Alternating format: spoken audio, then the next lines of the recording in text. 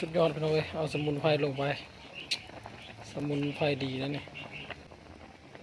แล้วก็เอาเครื่องหอมลง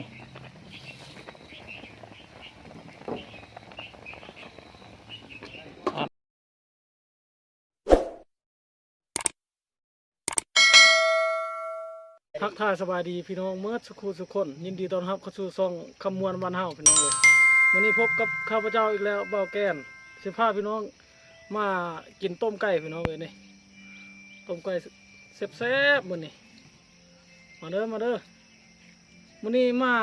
นำกัน4 คนพี่น้องมากินต้มไก่นี่มาเด้อใครสิกินนี่มาติลองก่อนนี่แก้วนำพี่น้องแก้วมักเล่นตัวนี้นี่แก้วมันแก้วตับตัวนี้นะแซ่บๆเลยเอามานี่เหมาะทำไม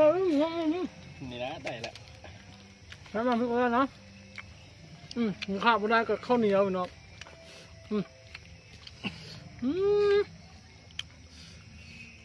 สุดยอดเลย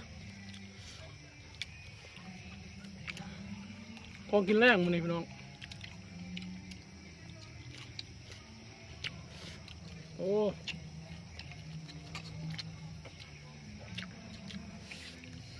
ชีสมัน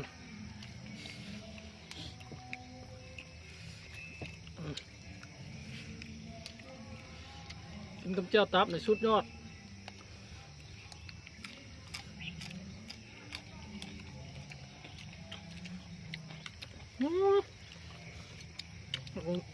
ผักบัวสดๆเลยกับร่างปรุงมากๆ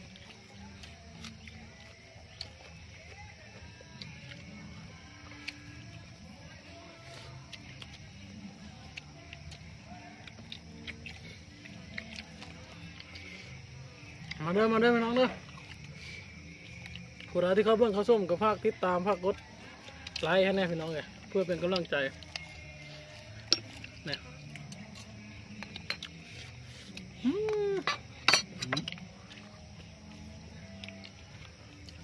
เนื้อน้ำสดน้ำน้อง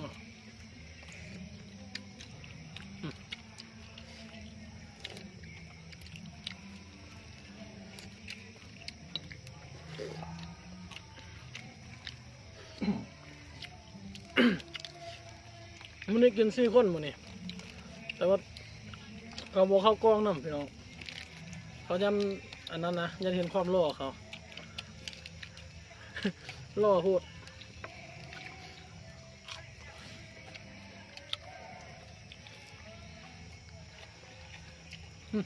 ชิ้นขามันเนี่ย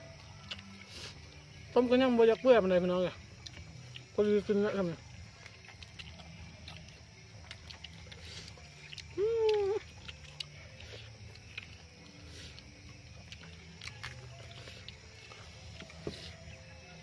มาเด้อ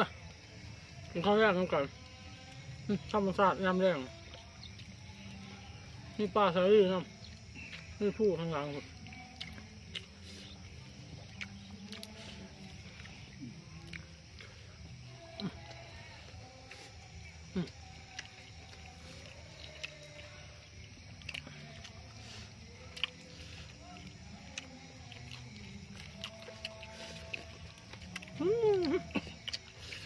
หอดเลย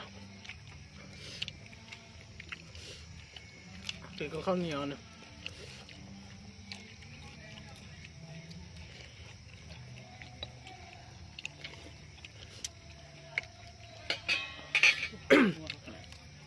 นัววะ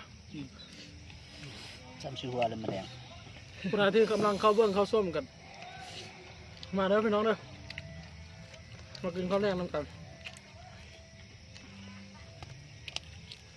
ของกินกับบะหมี่อีกอย่างหลากหลายพี่น้องเลยเอาทำที่หาได้เนาะ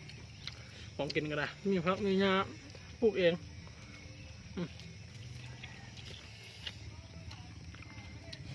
นกทั่ว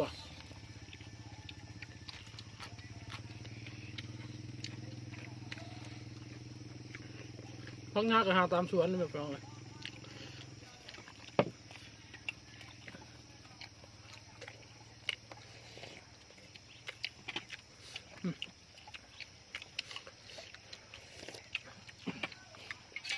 หารแรง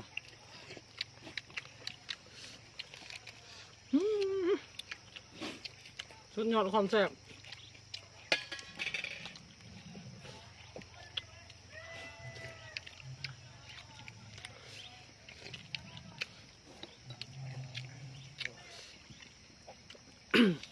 บอกแกนพามากินข้าวกับพาเบื้องวิวไปนำพี่น้อง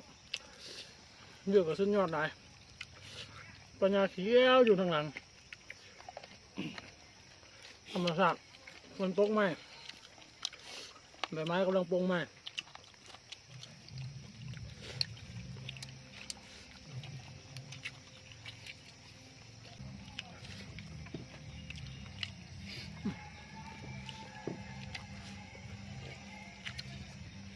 สุดยอดเลย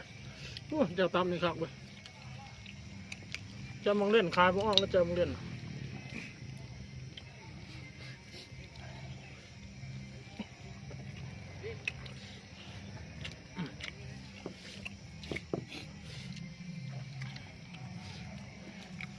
ผู้ใดที่เข้ามาติดตามรับชมกับขอบมุกขอบใจหลายๆด้วยพี่น้องเด้อ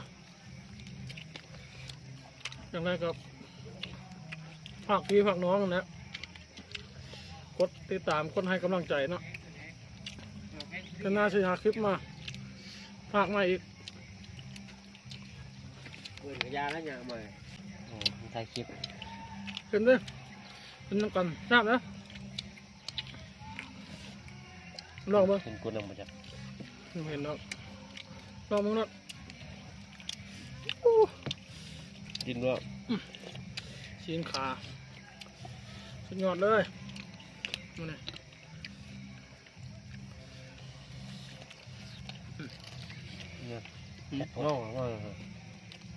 มองสายตา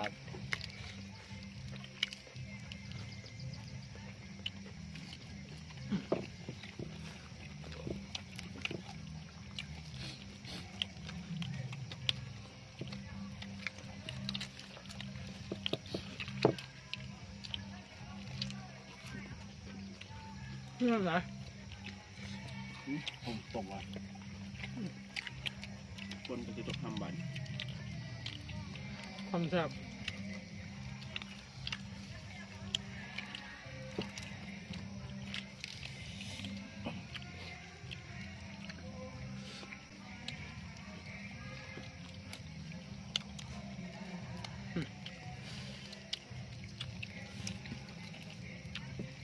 มันจะต่อหรอก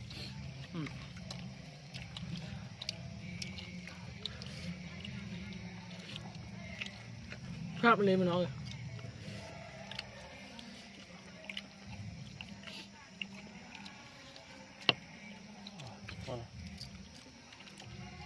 มากินตอนสดร้อนๆเลยนะยังแซ่บ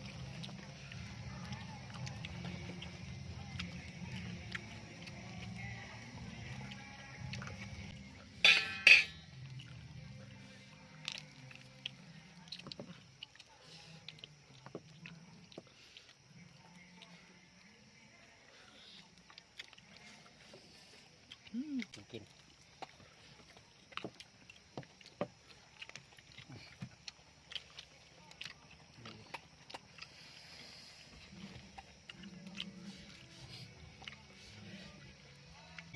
เขานำจะหน่อย อู้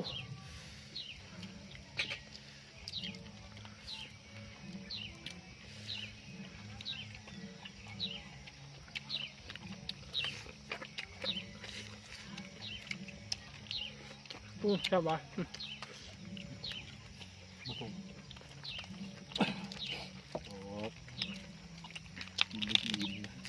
กินได้ดีเบิร์ดดูทุกทานเจ้าอะไรทุกคน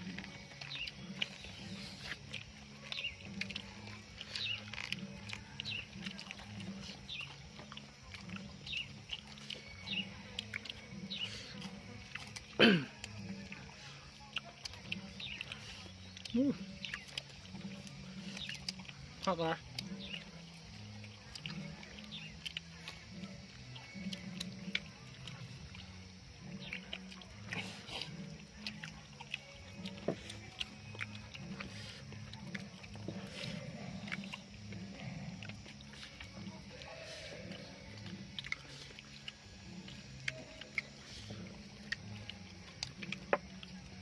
เนื้อมันดีเนาะมันคักเนื้อมันหั่นดีกินดิ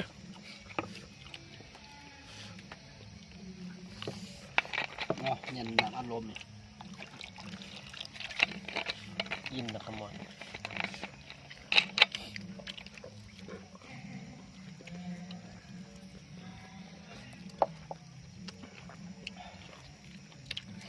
ได้กระพักพี่ผักน้องเลยกดไลค์กดติดตามมาเนี่ยเด้อพี่น้องเลยเพื่อเป็นกำลังใจ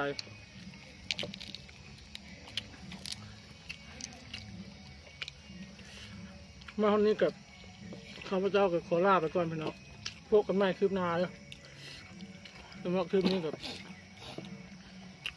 ขอขอบใจหลายๆไปก่อน